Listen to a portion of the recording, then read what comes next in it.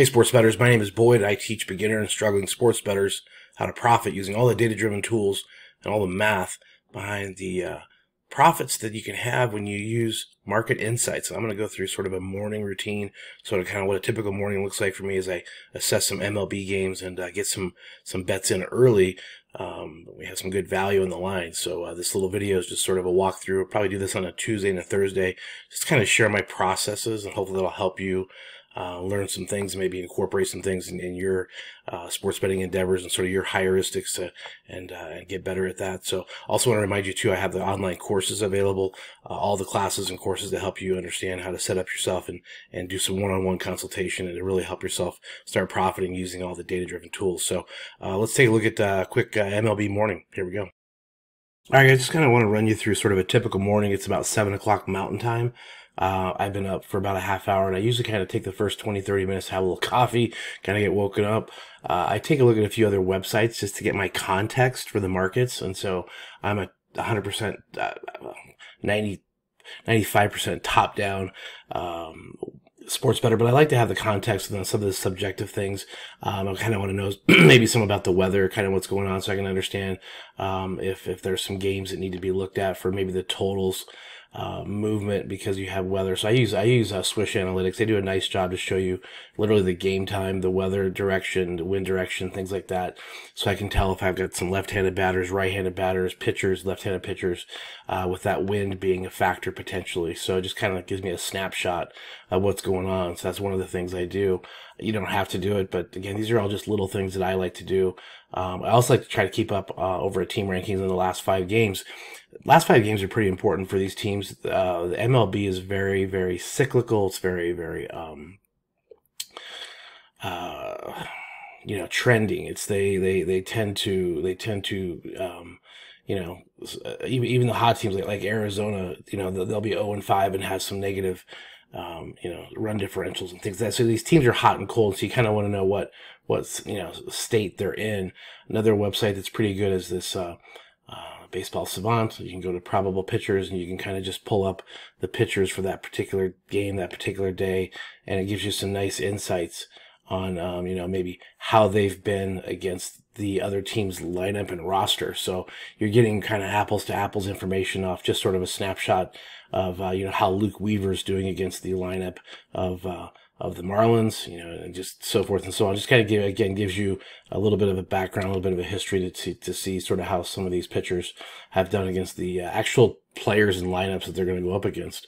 Another thing I do is I come over here to StatFox. I like to look at the last 5 and 7 games, again, just to get a feel for who's hot, who's not, kind of take a look at this units, see who's been, obviously Texas 7-0, as well as Washington 5-2. So again, Washington team that's just really struggled is having one of those hot spots. One of those times where you may not want to get in front of them, even though they are really pretty bad team. Obviously, down here at the bottom, you can sort of pick off some of the people down here at the bottom that are not scoring runs.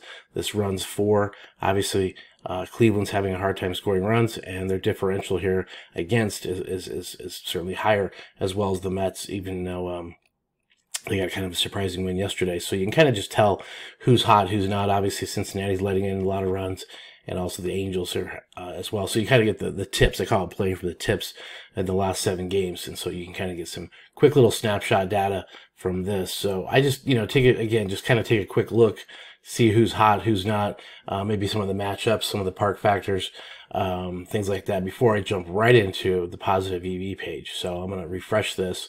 But what I also do is I open up about 4 pages of the Odds Jam site here. So I've got the odds screen. This is the current P&L going on right now for this last couple of days.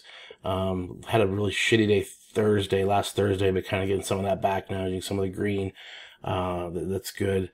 And you can see some of my data here as far as total profit, things like that in the last handful of days. So I like the profit margin, like to have it a little higher. CLV, like to get that around 60 or higher. So again, all this information is good. Just kind of keep a daily snapshot on for yourself to know where you're doing well at, and maybe where you need some help at.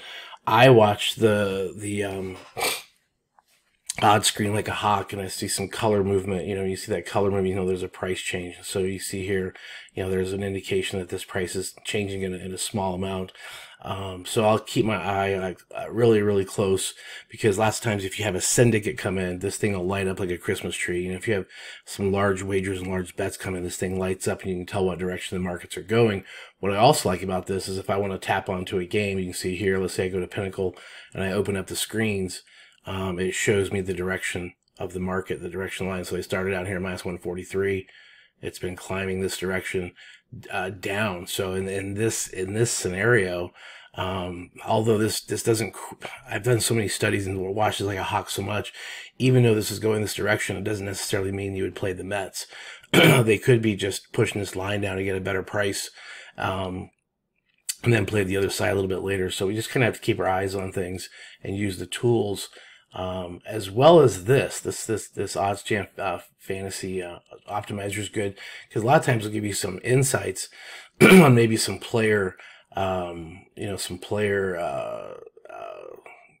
direction that maybe that, you're getting some really crazy good odds on a certain pitching, certain hitting, and that might give you some insights on what the game might do. So it's sort of a correlation bet. So what I'll do is I'll go in here and see, okay, if Carlos Carrasco does have, over 4 strikeouts, and it's kind of leaning that direction, obviously with these odds, you can tell that's a bet that, you would incorporate in your prize picks, which I need to get that fired up too. That's kind of a no-brainer pick on prize picks. If they're at minus 119, everybody else is at 173, 170, 180. That's a selection on Carlos Carrasco over 4 strikeouts that you would play in your parlays there. So lots to do, lots of information to gather right now. But again, I'm going to go back to this positive EV page just because I want to see kind of what's going on. But I wanted to get a little bit of a snapshot just a little bit ago to kind of get a feel for what's going on with the different teams. So I'm going to refresh this positive EV page and go into it. Okay, guys, so let me tell you my strategy here on the positive expected value page. I use this, obviously, a high percentage of the time. So what I'm doing here is I'm looking for my percent edge, which is very, very important. And I really like to target anything, 2% and above. Certainly, I'll play ones that are lower than that. But obviously, I see some bigger benefits with this higher percent edge to the left. Now, my bet size is based on a $5,000 budget on a Kelly criterion with the 1% risk factor. And so this is a bet that I would put $160 on the under 4.5 of Superbook. I use my phone. I find that for me, my phone is a little bit faster and easier to navigate, especially because I'm in and out of accounts so much to kind of log back in. But Superbook is having some geo-tracking locations right now, which is massively frustrating because I love this market width. Anytime I can get a market width right around 15 or lower, 15 is beneficial. 20 is kind of my target to be under. So this, and it's also, opposite of this Pinnacle line here, which I find really attractive. So this is a bet that I absolutely love. The problem is I can't get into it because the systems for Superbook are shut down right now. And if you look here, you can see the under 4.5, the average odds are minus 130. Or 135, which is crazy. You can get this at 120. Even Pinnacle's at minus 142. Circa's minus 138. So this is a bet that I really want to pounce on. I just can't get to it. So, what I do occasionally is to add it to my bet tracker just to, keep track of it as a bet that I would have wagered. I'll go back in later and I'll delete it, but I sort of use the bet tracker as sort of a science project, sort of for research, just to kind of see, some of the things I would have done or could have done would have panned out. And so, moving on down, this is a game here. I kind of like this market width is great. 15. I quickly passed on these. They're above the 20-25 that I really want to be at. Plus, I don't really want to get into anything above 150. That's just me. So these bets, even though they've got a nice percent edge, I've kind of skipped on over. I might consider taking a flyer on this Rockies game here, plus 189. It's not far-fetched to think that they can certainly beat the Brewers. So I might, cut my bet size down to, far less than this, maybe $20-$30 and just go ahead and play it. Even though I'm not too excited about it, but I've been doing pretty well at Circa, so I wouldn't mind taking advantage of that. Again, skipped over this one because it's, again, a lot higher. Although, you could play it and not get hurt, but I try to be really more specific, a little bit more picky at this particular point. And I do like this Braves first half run line at Circa. So I'm gonna pause this and jump on that bet real quick and place it over at Circa. Okay, so a couple of things I pulled up here. You can see the charts on this Braves game that I'm looking to play at circa at -102 with the Braves first half run line. And one thing that does concern me a tiny bit is I watch the direction of the money at Pinnacle, and as you can see here, about 9 hours ago, in this line would have been really late at night, so the overnight people jumped on this, and the line has kind of gone from -127 down to 117, which leads me to believe they do possibly want some money on the Braves, which if they want you to go left, you typically want to go right. So it is a little bit concerning, although I typically don't find Pinnacle giving the best price in the markets. So for example, what I'm saying is Pinnacle's giving you the best price, even though we can't get Pinnacle in the United States, them offering +102 for these sharps and these guys that are on this, they would attack that. And so I don't think Pinnacle's going to want to expose themselves there. So that's why I do like also typically seeing circa mispriced and flip-flopped from Pinnacle, and that's been working out pretty well for me. So I'm going to add this bet. I'm going to go ahead and play it for the full 90. We just hit this button here. It automatically puts the amount staked in, and I'm going to hit save because I did go to my phone and put that bet in. So I'm going to put this in my bet tracker and keep on plugging away. So sometimes what I'll do as well is hit this refresh button. And once you hit the refresh button, and I sort of scoured through the first chunk of games, what you can do is put this on play. You can hit play, and what this will do is it will consistently and constantly update and upload the information that you want relative to. And I'm gonna actually hit pause on this because I want to take a look at this Angels Giants game and the totals. And so what you're seeing here is the market width is awesome. The total runs at you're seeing a large play here under 8 and even under 7.5 with more value. This is a game I want to jump on right now. So I hit pause, and I'm going to run over here and probably play this under 8. I like being on that 8 as a solid number. So if it lands on 8, it's a push. So I'm going to go ahead and play that. I'm going to go ahead and play this next one. Okay, so I got over there and placed that bet. I put actually $100 on it, and the odds were actually at 125. They adjusted, which is kind of an interesting thing because what I'll find is when I'm at the sports book and they're literally changing the lines or adjusting the lines, this is a good time of the day when you might have some shift changes. You have some people that maybe are not paying attention, and you might be able to get a good value. You saw that number there that was really good relative to the other pricing of the markets. And so again, if this were to go haywire and go completely the opposite, you can see here, get some of DraftKings. I'm going to run over to let's see. Think about putting some of DraftKings too, just because I need to build that up a little bit. So I may pop some into DraftKings, but I don't want to get too overexposed. I did throw enough in there. I didn't meet the 130 criteria. Again, I'm sort of testing my system still again, but I feel confident because we were up in the last 10 days, 2 weeks when I first kind of kicked this off with that particular amount. So I'm just kind of gradually working my way into the confidence level of, a play. So I think I'm going to go put some in DraftKings. I'm going to pause this real quick. Okay, so moving onward and upward, we'll close that down. I did pop over to DraftKings and threw an extra little candy bar on that one. We're going to keep looking here and keep kind of scrolling. I'm going to go back and actually, I don't think I have to hit, I'm going to go ahead and hit refresh. Then I'll get that play button going back on. The play button is kind of nice because if you're kind of hanging out at your desk, you'll see this coming in consistently once kind of the initial wave in the morning. For me, it's around 7:30 Mountain Time into about 8 o'clock. So there's about that hour there. That's really good. Then after that, it sort of chills out and everything kind of just, works its way through during the course of the day, watching some news, watching any updates or insights on weather, things like that might change the market. So then I'll hit play and it's going to continuously feed me this information, feed me the data so I can sift through it and go, hey, this is something I really like or something I'll kind of pass on. So that's what I'm doing. This one fits my bill. This is a 2% or higher edge. And again, I'm going to have to go to pause this because this thing's going to move quickly on me. So I sometimes have to pause this so I can keep up.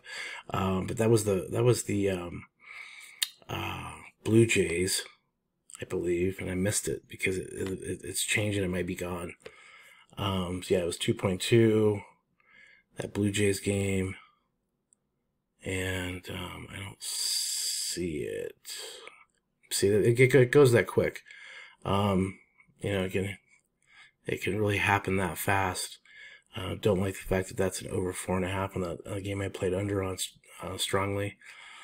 But what I like to do is when I find these pinnacle price differences, this would be a scenario where even though the edge is lower than 2%, I like the fact that I'm going up against Sharpest Sports Book versus a highly public global book, and that market width is 20. That's kind of nice. That's one that I would definitely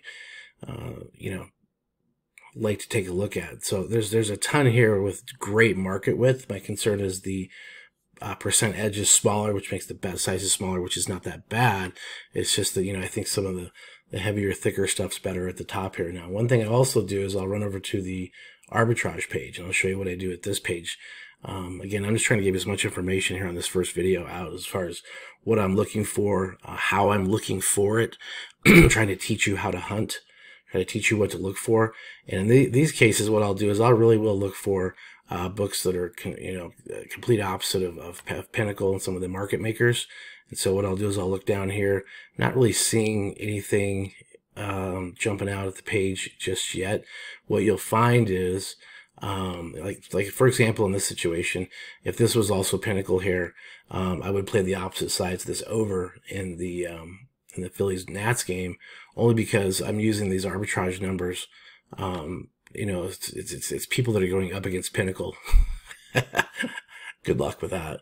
So that's why I hunt in the arbitrage page. And I also will hunt occasionally in the low hold page. And the low hold basically a page where you have the ability to get equal numbers on both sides, and I'll show you here in a second what I'm talking about. So if you go plus 106, minus 106, so sometimes this is a case where you'll find some value. I've already hit that Braves line, so this little indicator here says that I've already played this game. Again, this is interesting how you'll find and discover selections in other data-driven tools of OddsJam, in addition to the positive expected value. So you can use this to find value and open up wagers in addition to the positive EV and the arbitrage page. So going back over here, again, this is above the 150 more than I want to play. I could put a little bit on that. Not that interested, though. Rockies are really struggling, so I don't really want to put good money on a bad team. I have some fundamentals and some things I use. I know using the top-down approach, you just go with it, right? It's like, oh, it fits that, go with it. And that's kind of why I'm like, well, I will, but I'm gonna lower my bet size down, my exposure down. So I'm still kind of going with it, but I'm not going full gusto on that particular amount. But that's again, I remind myself to just do it, play it, get it in there, and it's better to do follow the discipline than to make up the rules as you go consistently. So probably we'll pause that and put a little candy bar on that one as well. All right. So another thing I'll do is I'll actually go into the bet tracker, and I like to keep notes. I like to take notes and just kind of jot down some of the reasoning and some of the thought processes that I was having with some of these wagers, maybe why I adjusted my bet size up or down. And so what I'll do is I'll go in here and just like this last one, added a couple bucks on that Rockies game as I mentioned I would. It said to play it for 90. So what I do is I say 90 recommended. It was a 3-point. Where was it? Yeah, 2.59 and 26. So it was a 2.59 edge and 26 market width. And I'll just kind of keep track of some of these notes relative to the thought process that I went into with some of these. And so here I had the correlating wagers with this Giants Angels game. Again, just a positive EV play. Nothing really I want to add to this, but I will occasionally go in here and add, certain things of, whatever my reason was, penny charts based. I've got a Sharp that I work with that he sends me wagers that he actually makes selections for a syndicate. amazing. He's super, super good, but I guess not as good as I thought he would be. But I keep track of some of his picks when I hit to say that normal, category, and so this helps me keep track of my bet types. But again, this is just a method to use to show you how to hunt and show you what to look for. So when you are hunting, you'll see these things pop up, whether you're monitoring the odds screens, whether you're monitoring the fantasy screens for keys and clues to the puzzle. Again, this is helpful because if you feel like the strikeouts is going to be over a certain level, maybe you'll play this first 5. Maybe you'll play this game for the first 5 innings versus the full game. So it gives you clues and potential possible pieces of information to put in and weight in your decision making. Again, though, at the end of the day, this positive EV page is where it's all at. So as you can see, I'm kind of scattered and running around, but it's in an organized chaos to where as I'm just talking this out as I do this quick video for you. It makes sense to me. And again, another thing you'll find out is different games, different sports all around the globe. One thing that's a little bit difficult, this does fit to a T, right? This game spread, play this thing over at FanDuel. So again, great market width, great percent edge. We're going to hit pause and hit this game. And then I'm going to, probably call it a day on this video.